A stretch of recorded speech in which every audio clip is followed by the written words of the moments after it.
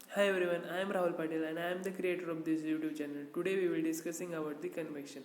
तो गाइस पिछली बार हमने कन्वेक्शन, कंडक्शन, रेडिएशन इन तीनों हीट ट्रांसफर्स के बारे में बातें की थी.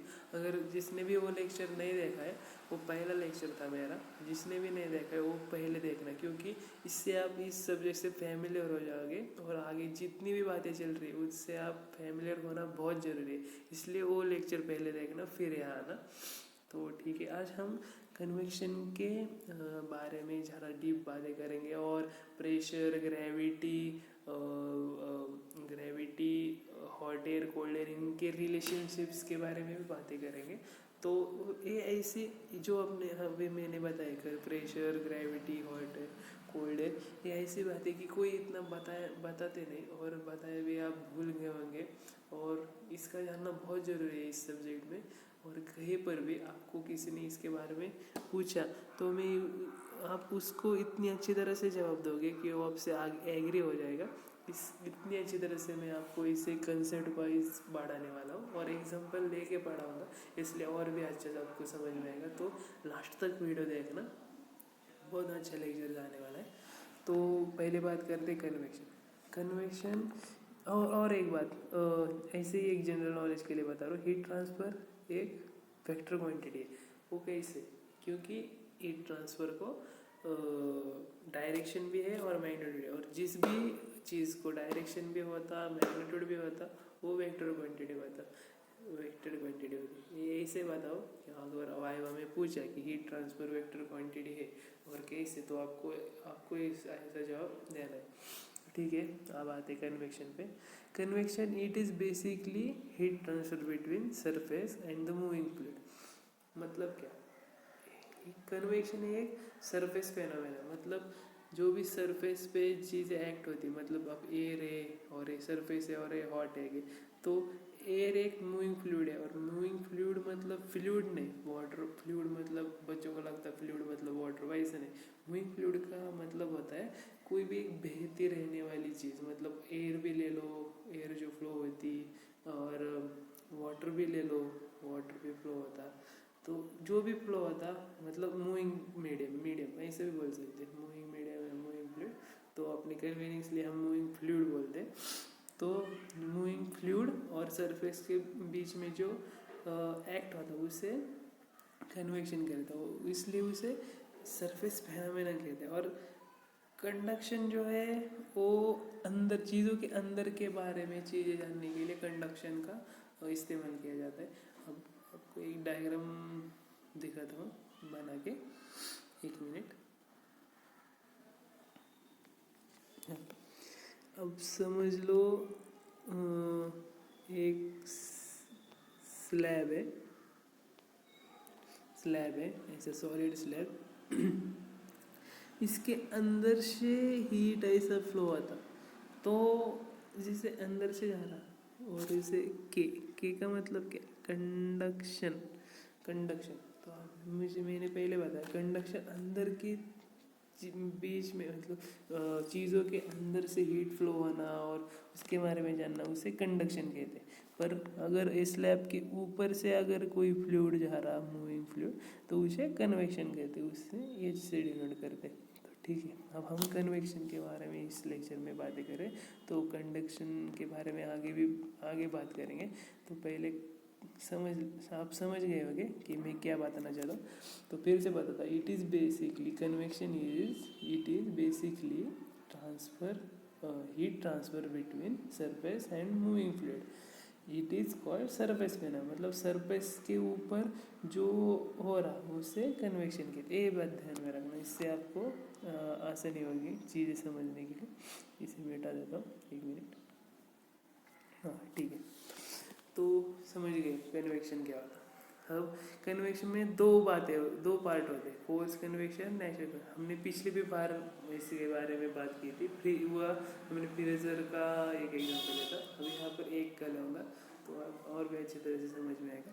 तो नेचुरल कन्वेक्शन में नेचुरली होना चाहिए, मतलब अगर हॉट है और कन्वेक्शन क्यों होता है नेचुरल कन्वेक्शन? डेंसिटी डिफरेंस के, मतलब हॉट एयर ऊपर जाते रहते, हॉट एयर ऊपर जाती और उसकी डेंसिटी डिफरेंस का मतलब ही हो जाता है, डेंसिटी हॉट एयर का कम होता है इसलिए वो ऊपर जाता हल्के के कारण, और कोल्ड एयर की डेंसिटी ज़्यादा होता इसलिए वो नीचे आता, और ऐसे ही सर्कुलेशन के कारण हॉट एयर कोल्ड होता।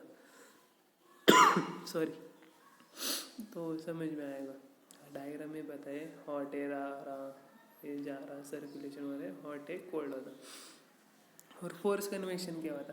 फोर्स कन्वेक्शन चीज़ों को और भी फोर्स दे के वहाँ पे एक फैन लगा के मैन्युअली कुछ चीज़ें करके उसे ठंडा करना, फोर्स दे के एयर का मूविंग फ्लूइड पास करके उसे और जल्दी ठंडा करने के लिए फोर्स कन्वेक्शन। यहाँ जब हटेगा और यहाँ फैन लगा के उसे एयर को फ्लो करके उसे जल्दी से ठंडे कर लेते।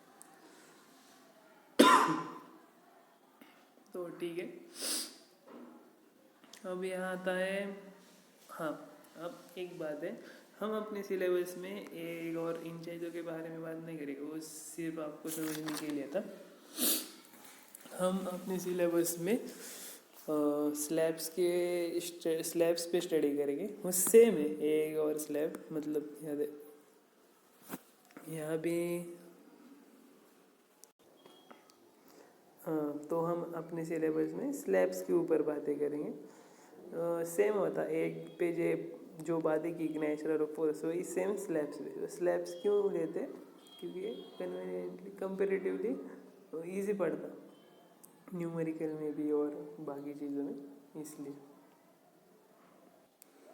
अब आते हैं अपने कंसेप्ट पे, hot air, cold air, gravitation, pressure, इन बातों पे। अब अपने ये देखा होगा कि हॉट एयर कभी भी फ्लो होके लो डेंसिटी के कारण फ्लो होके ऊपर ही जाती, तो हॉट एयर कभी भी ऊपर ही जाती। तो एक अपने मन में ऐसा क्वेश्चन और आता रहेगा कि हॉट एयर ऊपर जाता तो वहाँ पे गर्म क्यों फील नहीं होता, मतलब प्लेन में हाई एल्टीट्यूड का पहाड़ पर कि ज़मीन की हॉट एयर ऊपर जानी चाहिए और वहाँ को गर्म फील होना चाहिए, वैसा होना चाहिए, लेकिन क्यों नहीं होता? तो इसी के बारे में ही हम बातें करने वाले। ये न्यूटन्स लॉ कूलिंग है, इसके बारे में बाद में बात करेंगे, पहले अपने कंसेप्ट पे। तो एक बात समझ लो, हमारा जो अर्थ है उसे ग्रेविटी है, और ग्रेविटी के कारण क्या होता, पार्टिकल्स अट्रैक्ट होते हैं अर्थ के सरफेस पे, और ग्रेविटी अर्थ के बॉटम पे, मतलब अपने सरफेस पे बहुत ज़्यादा होता है, वहाँ वैसे प्रेशर भी एट द बॉटम ज़्यादा होता कंपेरेटिवली हाई एल्टीट्यूड, मतलब ऊपर कम प्रेशर और नीचे ज़्यादा प्रेशर रहता। तो अब ग्रेविटी और प्रेशर बड़ा रोल प्ले करता है इसमें। ग्रेविटी मेंटेन्स द प्रेशर, एक बात जान लो, gravity is directly proportional pressure, मतलब जहाँ ज़्यादा ग्रेविटी वहाँ ज़्यादा प्रेशर, जहाँ कम ग्रेविटी वहाँ कम प्रेशर, ठीक है। अब एक एग्जांपल देता हूँ, अगर हम स्पेस से कूदे तो से कूदे और नीचे नीचे आते आते आते ग्रेविटी बढ़ता, वैसे प्रेशर बढ़ता बढ़ता बढ़ता जाता, और at the surface high gravity महसूस होता और हाई प्रेशर भी महसूस होता वैसे। अब एक और एक एग्जांपल लेता हूँ, अगर समझ लो एक ओशन है और हम भी एक अभी ओशन में भी, सिर्फ वो इतना ही फ़र्क है कि हम वाटर के नहीं एयर के ओशन में, और वाटर का ओशन अलग रहता, अब हम एयर के ओशन में। अब समझ लो एक वाटर का ओशन है, वहाँ पर हमने जंप लगाए, तो जैसे जैसे नीचे जाते वहाँ प्रेशर बढ़ता जाता, वैसे at the bottom gravity increases, pressure increases on the earth surface. तो इतनी बातें आपने जान ली होगी। अब एक बात जान लो, प्रेशर सो अब you know that the pressure more at the surface. अब एक बात जान लो, प्रेशर बॉइलिंग पॉइंट के ऊपर भी इफेक्ट करता बहुत ज़्यादा। तो कैसे? अब देखो, जितना ज़्यादा प्रेशर उतना ज़्यादा चीज़ों का बॉइलिंग पॉइंट होता, और boiling point act very important role. Now अब हम बॉइलिंग पॉइंट कर लेकर गैस के चीज़ों के बात नहीं करेंगे, क्योंकि गैस की कॉम्प्रेसिबिलिटी स्टफ बहुत कॉम्प्लिकेटेड है जो आप समझ नहीं सकते। तो इसमें हम वाटर का एग्जांपल लेते। अब समझो, वाटर का एग्जांपल लिया है हमने, तो water at the surface of the earth, जितना जल्दी से इवेपोरेट नहीं होता उतना ज़्यादा वो हाई अल्टीट्यूड पे होता। मतलब एटमॉस्फेयर में जैसे ऊपर जाता वहाँ वाटर जल्दी से इवेपोरेट होने लगता। मतलब एक एग्जांपल लेता हूँ हम एक एग्जांपल लेता हूँ गाइस। हम एग्जांपल लेते हैं प्रेशर एट द बॉटम है और ऊपर कम। वैसे वाटर का boiling point at the bottom low sorry high and at the ऊपर लो होता। मतलब प्रेशर बॉटम पे कम तो boiling point sorry pressure at the bottom ज़्यादा और ग्रेविटी भी ज़्यादा, वैसे बॉइलिंग पॉइंट भी ज़्यादा।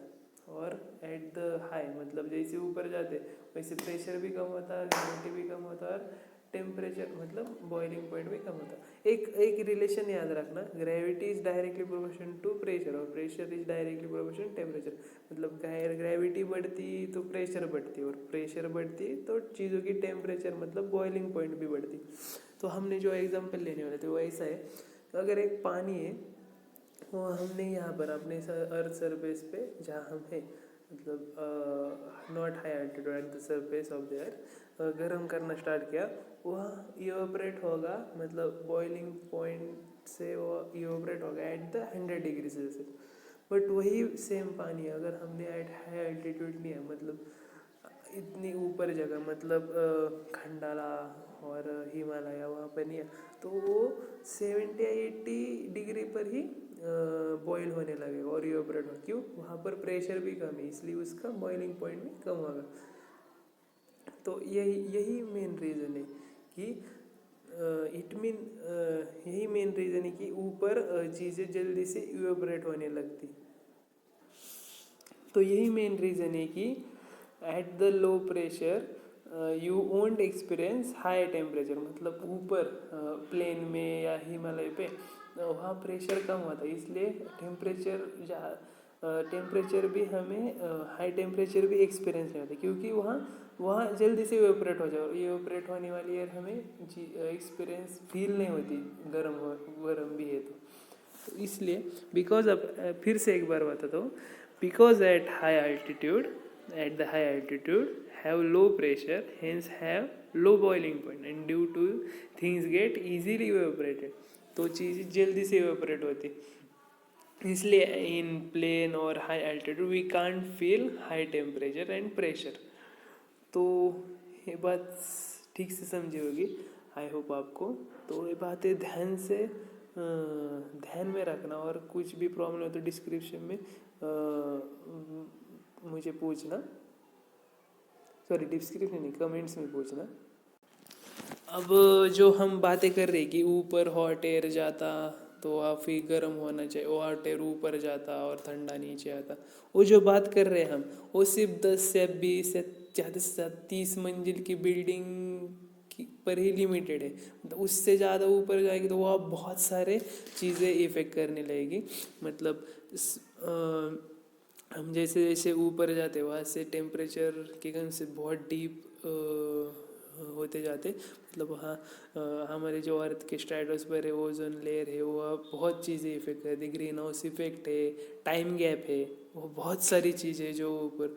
अब O2 ज़्यादा नीचे मिलता और N2 अपर साइड। क्यों? O2 की डेंसिटी मोर है और देन दी N2 इसलिए O2 नीचे मिलता।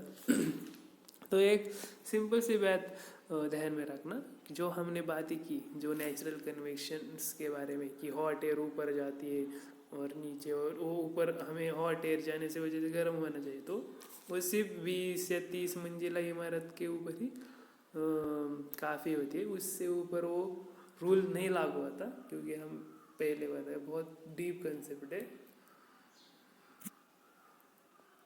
आपको बायंसी के बारे में भी जाननी है। बायंसी इफेक्ट ग्रेविटी की वजह से पैदा हुआ है। मतलब डेंसर चीज़ें नीचे आते हैं और हल्के ऊपर, मतलब बायंसी इफेक्ट वो है जो हल्की चीज़ों के ऊपर ले जाने के लिए मदद करता। मतलब हॉट एयर भी उसके वजह से ही बायंसी इफेक्ट की वजह से ऊपर जाता, और अपना एयर बलून वो भी बायंसी के फोर्स के वजह से ही ऊपर जाता। तो आई थिंक आपको मेरी सारी बातें आज के समझ में ही होगी, वो बात ध्यान रखना जो मैंने एग्जाम्पल के तौर पे लिया था, और उसकी वजह से आपको सारे कंसेप्ट क्लियर होंगे कि hot air, cold air, gravity और प्रेशर के क्या रिलेशन है। एक बात ध्यान में रखना कि जहाँ पर ग्रेविटी बढ़ता वहाँ पर प्रेशर बढ़ता, और प्रेशर बढ़ने का टेम्परेचर बढ़ता, टेम्परेचर बॉइल चीज़ों की बॉइलिंग पॉइंट बढ़ती। और at the earth surface gravity, pressure, temperature, boiling point high रहता, और जैसे ऊपर जाते वैसे कम होता जाता। तो ये बात ध्यान रखना, और पूरा वीडियो अपने देखा होगा तो आपको बातें समझ में आएगी। तो अगली बार नए न्यूटन्स लॉ ऑफ कूलिंग के बारे में बातें करेंगे। ठीक है, थैंक यू वीडियो लेकर के लिए, प्लीज़ सब्सक्राइब कर दो।